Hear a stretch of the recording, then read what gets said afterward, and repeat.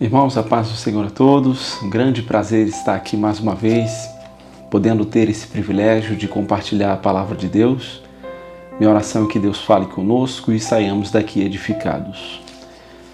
João capítulo 14, versículo 16 e 17, palavra de Jesus diz assim: Eu vos rogarei, e eu rogarei ao Pai, e Ele vos dará outro Consolador, para que fique convosco para sempre, o Espírito de verdade que o mundo não pode receber, porque não o vê nem o conhece, mas vós o conheceis, porque habita convosco e estará em vós.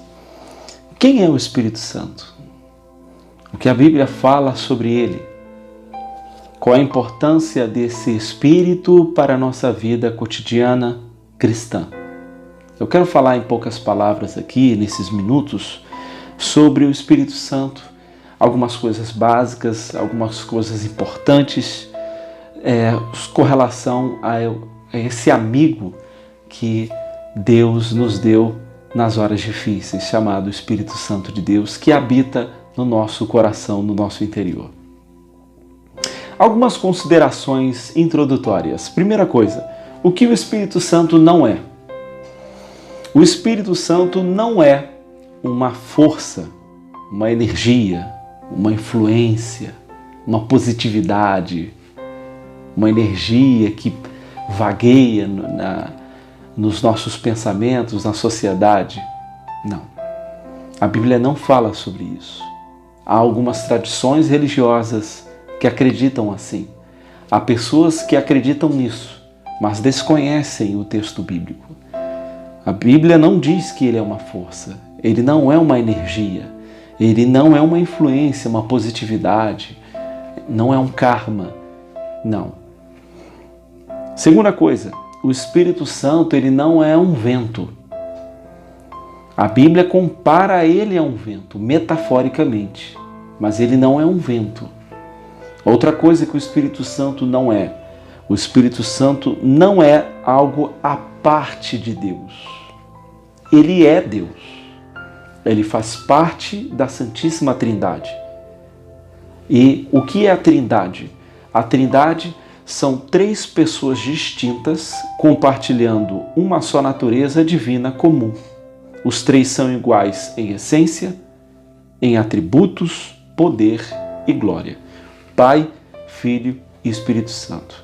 Eles são iguais. Os três são deuses. Nós não somos politeístas, não servimos a três deuses. Somos monoteístas, cremos num Deus, mas um Deus que compartilha uma só natureza divina comum. E os três são iguais em essência, atributos, poder e glória. Então o Espírito Santo é Deus. Ele não é a parte de Deus, como algumas linhas teológicas acreditam. Até mesmo cristãs. Nós acreditamos que Deus é um só, subdividido em três pessoas, a pessoa do Pai, a pessoa do Filho e a pessoa do Espírito Santo de Deus. Portanto, ele é Deus, então ele cultiva também, compartilha dos atributos divinos. Ele é eterno, ele não foi criado, ele sempre existiu, ele é onisciente, ele tem toda a ciência, ele é onipresente, ele está presente em todo lugar, e ele é onipotente, ele tem todo o poder. O Pai, o Filho e o Espírito Santo é o mesmo Deus. Eles compartilham da mesma natureza divina comum. São iguais em essência, atributos, poder e glória. Então o Espírito Santo não é algo à parte de Deus. Ele é o próprio Deus. Quem é o Espírito Santo? Que a Bíblia fala sobre ele de forma mais pormenorizada. Primeiro, o Espírito Santo é uma pessoa, como eu já dissera. Ele pensa. Romanos 8, 27 diz que ele pensa. Efésios 4, 30 diz que ele sente. O texto diz que ele sente ciúmes de nós, ou seja, ele tem sentimentos, portanto ele é uma pessoa. A Bíblia diz em 1 Coríntios capítulo 12, versículo 11, que ele determina. Entre outros textos que nos mostram que ele possui vontade, ele pensa, ele tem volição, ele tem vontade própria, ele faz o que ele quer. Portanto, nós subentendemos que ele é uma pessoa. Por isso que nós dizemos que ele é a terceira pessoa da Trindade, porque ele pensa, ele sente, ele determina, ele tem volição, vontade própria, enfim, e etc. Quem é o Espírito Santo? Além de uma pessoa, ele é o nosso Consolador divino. O grego aqui no versículo 16 que nós lemos do capítulo 14, eu rogarei o Pai e ele vos dará outro Consolador. O grego aqui é paráclito ou paraclesis, né? O que quer dizer paráclito? Significa, numa perspectiva geral, alguém chamado para ficar ao lado de outro para ajudar. Então esse é o termo grego, que pode significar também consolador, conselheiro, advogado, ajudador. Então, nessa perspectiva semântica, do original grego koiné, ele é alguém que veio igual a Jesus, da mesma essência de Jesus, porque ele é Deus, mas veio ficar do nosso lado para nos ajudar nos momentos de aflição. Então, ele é Deus, ele não é algo à parte de Deus, ele é o nosso paráclito, ele é o nosso ajudador. Quais são os papéis do Espírito Santo na história? O que ele desempenhou na história da humanidade e que nós vemos nas narrativas e nas páginas das Sagradas Escrituras? Bom, a Bíblia diz em Gênesis capítulo 1, versículo 1 ao 2, quando fala sobre a narrativa da criação, que o Espírito Santo pairava sobre a face das águas. Ele foi um dos agentes divinos para a criação. Então, a Bíblia diz que a terra era sem forma e vazia e o Espírito Santo pairava sobre a face das águas. Ou seja, o Espírito Santo ele estava na criação e ele foi um agente ativo na criação. Então, onde o Espírito Santo está, a criação, a criatividade, a coisas novas. Assim também numa perspectiva pessoal, quando o Espírito Santo está numa igreja, está sobre alguém, Deus nos dá criatividades, coisas novas. Deus cria propósitos novos no nosso coração, porque Deus é um Deus criativo. Deus é um Deus o Espírito Santo é um Deus que foi um agente divino na criação do mundo, conforme está em Gênesis 1, versículo 1 e 2 e outros textos também.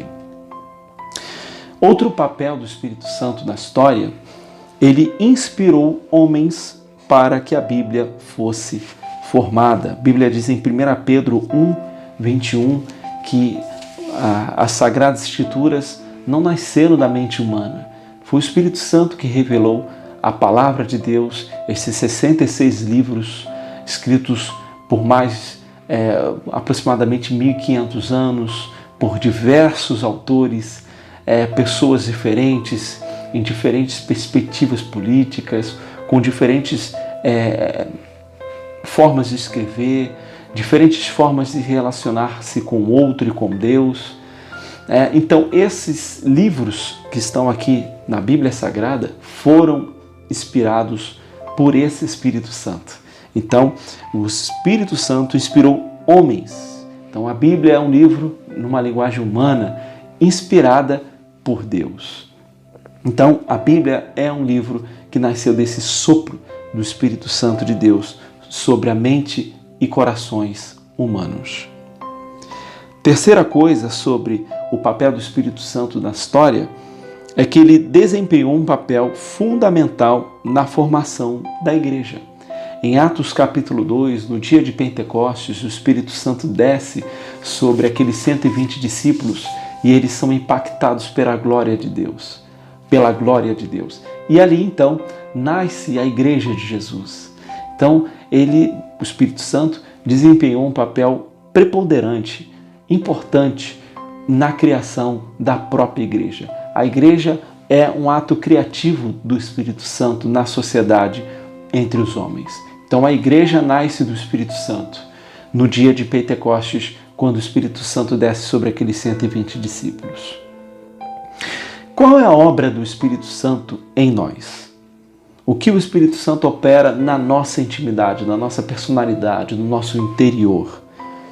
Bom, a primeira coisa que a Bíblia nos diz é que ele nos convence do pecado e da justiça e do juízo. Isso está em João capítulo 16, versículo 9 a 11.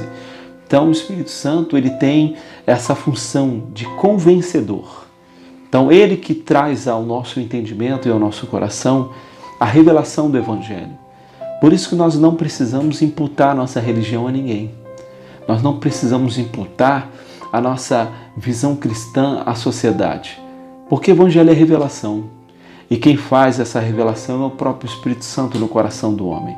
Então, ele nos convence do pecado, ele nos mostra os nossos erros, ele nos mostra os passos que nós estamos dando fora da palavra de Deus, ele entristece conosco quando nós erramos. Então, é ele que faz esse papel no coração e no interior do ser humano.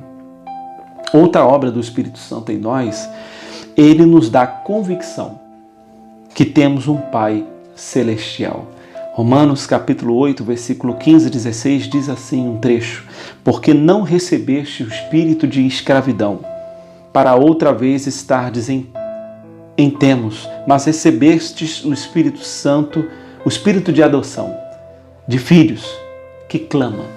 Então o texto está dizendo que nós não recebemos o espírito de escravidão. Pelo contrário, o Espírito Santo, ele nos faz ter noção que nós temos um Pai celestial, que nós fomos adotados pela graça de Deus por Jesus. Ele nos dá esse entendimento divino, espiritual, que nós temos um Pai celestial agora. Você pode não ter um pai físico, você pode não ter tido pais presentes, mas o Espírito Santo, que está falando hoje através dessa palavra, ele te fala: você tem um Pai celestial. Ele tem alguém que cuida de você nos momentos difíceis da sua vida. Outra obra que o Espírito Santo opera em nós, ele nos ajuda nas nossas fraquezas. Romanos 8 e 26, capítulo 8, versículo 26, parte A, diz que o meu poder se aperfeiçoa na fraqueza, né? O apóstolo Paulo fala isso também em 2 Coríntios 12, versículo 9, ou seja, o Espírito Santo, ele trabalha nos momentos da fraqueza com intensidade do nosso interior. Quando nós estamos fracos, quando nós somos, entre aspas, capengas na vida, desanimados, o Espírito Santo vem sobre nós. Ele nos ajuda, ele nos consola, ele nos traz de volta ao entendimento de uma esperança divina. Outra coisa que o Espírito Santo opera no nosso interior, ele nos ajuda a orar a Deus. Romanos 8, 26 diz que ele está no nosso interior com gemidos inexprimíveis, nos auxiliando a orar, porque nós não sabemos às vezes orar, não sabemos como pedir a Deus. Às vezes nós pedimos coisas erradas, às vezes nós pedimos coisas que não são necessárias, mas o próprio Espírito, ele nos ajuda a pedir coisas certas a Deus. Ele nos ajuda a ter esse diálogo com Deus, porque oração é diálogo com Deus. Então ele nos ajuda a ter essa comunicação clara, sincera, profunda com Deus. É o Espírito Santo que nos dá esse auxílio, esse subsídio. Outra obra que o Espírito Santo faz em nós, ele nos dá poder. Ele nos dá poder. E a Bíblia diz sobre os dons espirituais. E nós pentecostais cremos nos dons espirituais, na atualidade dos dons espirituais. Os dons de variedade de línguas, os dons de cura, os dons de maravilhas, estão disponíveis aos crentes e à sua igreja. É o Espírito Santo que faz isso em nós. Jesus nos batiza com o Espírito Santo. E esse Espírito promove essas ações de Deus em nós para a edificação da sua igreja.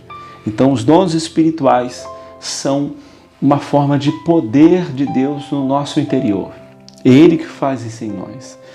A Bíblia também fala sobre os frutos do Espírito, que é o próprio caráter de Deus, de Jesus em nós: mansidão, longanimidade, bondade, amor, alegria. Então, eu só posso ter os dons se eu tiver os frutos. Os frutos me fazem administrar os dons. Quando eu tenho amor, eu uso com certos dons espirituais. Eu uso com sabedoria, eu uso com integridade, eu não uso para diminuir o outro, eu não uso para me exaltar, eu uso com humildade, porque eu tenho os frutos do Espírito que Ele mesmo promove dentro de mim.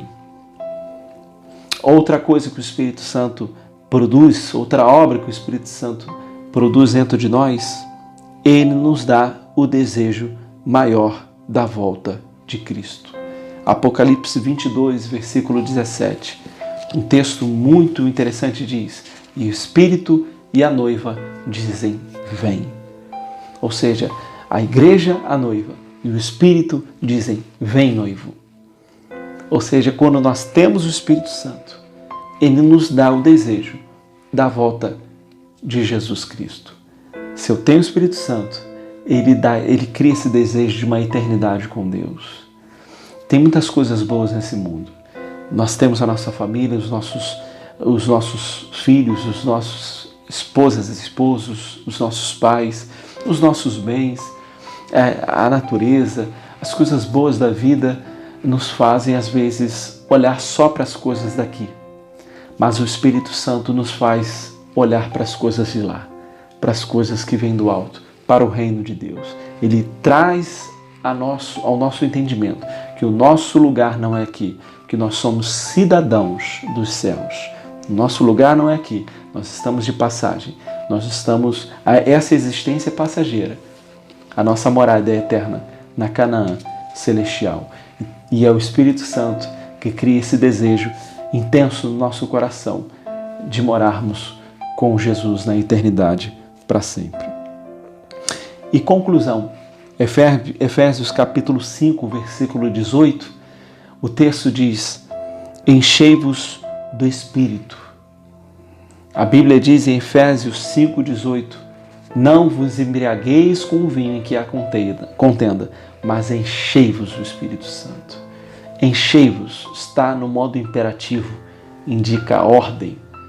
A ordem de Deus ao crente é ser cheio do Espírito Santo.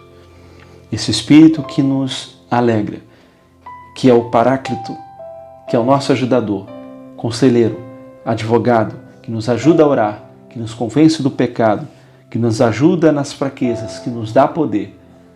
A Bíblia nos ordena a nós sermos cheios dele. Às vezes nós somos cheios de tantas coisas, cheios de sonhos, de projetos, de sede de poder, de sede de dinheiro, de sede de crescer. Numa perspectiva geral, isso não é ruim, negativo. Você pode ter desejos, sonhos, você pode ter sede de muita coisa, mas uma sede que não pode faltar no seu coração é a sede de ser cheio do Espírito Santo de Deus. Cultive isso no seu coração, seja cheio, procure os dons espirituais, procure ser batizado com o Espírito Santo e com fogo. Se você quer ser parecido com Jesus, você tem que ser cheio do Espírito Santo. É impossível ser igual a Jesus sem o Espírito Santo. Não há como. É incoerente eu ser um cristão e não ter o Espírito Santo e não desejar mais dele no meu interior. Então, Deus está ministrando ao seu coração, está dizendo a você, a mim, enchei-vos do Espírito Santo. Não vos embriagueis com vinho em que há contenda, mas seja cheio do Espírito Santo. Seja um pai cheio do Espírito Santo. Seja uma mulher cheia do Espírito Santo. Seja um filho cheio do Espírito Santo. Seja um jovem cheio do Espírito Santo. Porque o que nós mais precisamos hoje, irmãos, é de homens e mulheres cheios de Deus. Homens que marcaram a sociedade, como Martin Luther King, como Billy Graham, como Jonathan Edwards, como Charles Spurgeon. Homens que marcaram a sua época, a sua história, a sua geração. É porque foram homens e mulheres cheios do Espírito Santo de Deus. Isso extrapola de dimensão denominacional. Depende se você é pentecostal, batista. É muito maior do que isso. Deus quer nos encher do Espírito Santo. É tempo de buscarmos mais o Espírito Santo. E Deus está ministrando aos nossos corações, nos exortando, a mim também, a nós. Seja cheio do Espírito Santo. Guarde essa palavra no seu coração. Ele é o nosso ajudador. Ele veio nos ajudar nos momentos de dificuldade. Ele é o nosso amigo. Ele é o nosso advogado. Ele nos convence do pecado. Ele nos dá força para prosseguir. E Ele quer nos encher cada dia mais. Guarde essa palavra no mais profundo do seu coração. Atenção, mulheres, não se esqueçam, este sábado, dia 25 de junho, às 4 horas da tarde, nós teremos o Encontro das Mulheres da AD Kairos. Todas as mulheres são convidadas de qualquer idade, de qualquer igreja e até mesmo aquelas que não são da igreja. Se você tem uma amiga, pode trazer, será muito bem-vinda e será uma bênção na vida dela. Traga convidados e venha, participe da vida da sua igreja. E atenção, casais, dia 9 de julho nós teremos um jantar todo especial para casais lá na AD Kairos. O valor apenas R$50 o casal e todos estão convidados. Convide também um amigo, mas atenção, se apresse a se inscrever porque as vagas são limitadas. Até o próximo domingo, lá às 8h30 da manhã para o nosso momento de oração, 9 horas para a nossa EBD. Nos vemos lá.